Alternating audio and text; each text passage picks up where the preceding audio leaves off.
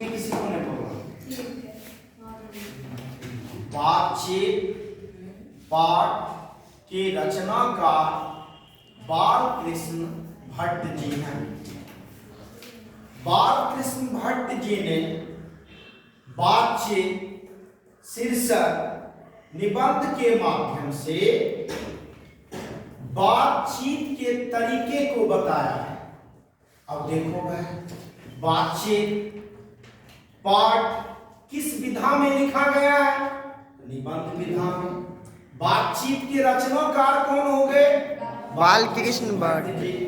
बालकृष्ण भट्ट जी ने बातचीत शीर्षक निबंध के माध्यम से बातचीत के तरीके को बताया है। और वे बतलाते हैं कि जब तक मनुष्य बोलता नहीं है तब तक उसका गुण दोष प्रकट नहीं होता है। बालकृष्ण भट्ट जी ने हमें बतलाया है, ईश्वर ने हमें बोलने की एक अनमोल शक्ति प्रदान की है, जिसके कारण हम मनुष्य हैं। नहीं तो मेरा जीवन पशुओं के समान होता। हम किसी कोने में दुबके पड़े रहते। हम अपनी भावनाओं को एक दूसरे पर व्यक्त नहीं कर पाते। ईश्वर ने जो हमें बोलने की एक अनमोल शक्ति प्रदान की है, ईश्वर ने हमें एक बोलने की वाक शक्ति जो प्रदान की है, उसी के कारण हम मनुष्य हैं।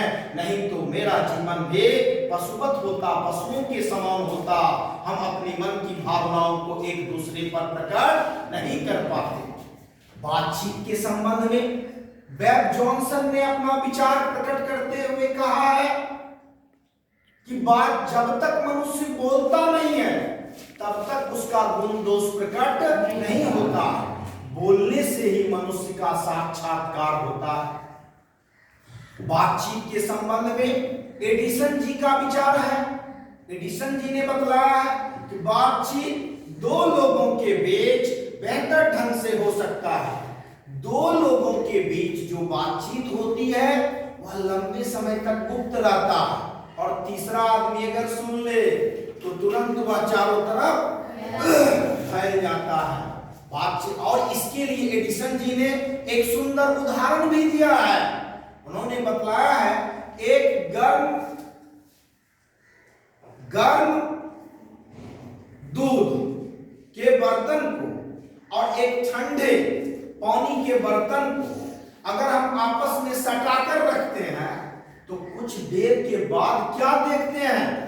जो दूध गर्म था वह ठंडा हो गया, और जो पानी ठंडा था वह गर्म हो गया। इससे यह प्रमाणित होता है, एक का गुण दूसरे में और दूसरे का गुण पहले में चला जाता है। इसलिए बातचीत दो व्यक्तियों के बीच बेहतर ढंग से होता है, वह लंबे समय तक गुप्त रहता है।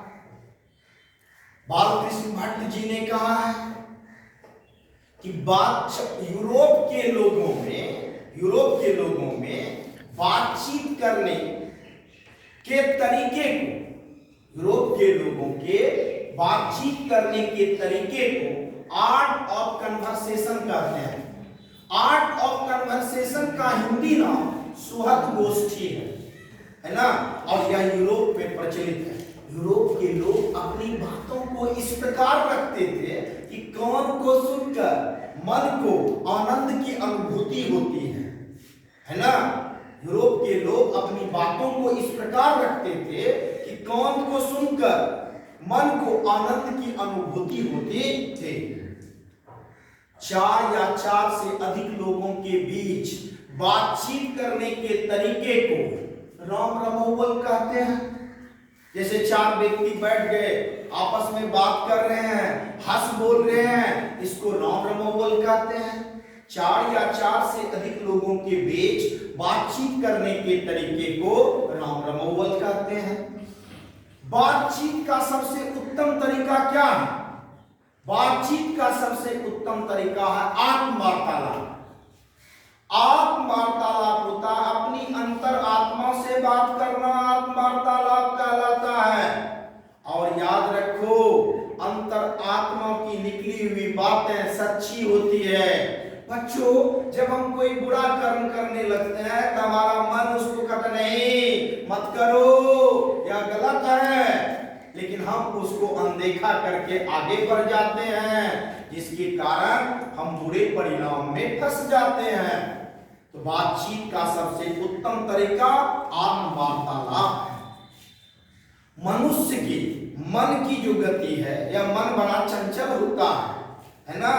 इसकी गति जो है हमेशा बदलते रहता। हम बैठे हैं यहाँ, घूम रहे हैं पटना का गोल घर, बैठे हैं यहाँ, घूम रहे हैं कहाँ, पटना। यह मन बड़ा चंचल होता है, इसकी गति बहुत तीव्र होती है और मनुष्य की भीतरी प्रवृत्ति प्रति क्षण बदलती है और इसको सिर्फ कंट्रोल करने की आवश्यकता है। इसलिए बातचीत के माध्यम में, बातचीत शीर्षक माध्यम से, मतलब बातचीत शीर्षक निबंध की यही विशेषता है कि बालकृष्ण भट्ट ने बातचीत शीर्षक निबंध की विशेषता को जाहिर करते हुए बतलाया है कि बातचीत मतलब ईश्वर ने जो हमें बोलने की एक शक्ति प्रदान की है, उसी के कारण हम मनुष्य हैं, नहीं तो मेरा जीवन पशुवत होता। बातचीत दो लोगों के बीच बेहतर ढंग से हो सकता है, दो लोगों के बीच बेहतर ढंग से हो सकता है। जब तक मनुष्य बोलता नहीं है तब तक उसका गुण दोष प्रकट नहीं होता है। यूरोप के लोगों में बातचीत करने के तरीके को आर्ट ऑफ कन्वर्सेशन कहते हैं। 4 या 4 से अधिक लोगों के बीच के बातचीत को राउंड रमोवल कहते हैं। और बातचीत का सबसे उत्तम तरीका आत्म वार्तालाप है। अपनी अंतर आत्मा से बात करना ही आत्म वार्तालाप कहलाता है। अगर हम में वाक शक्ति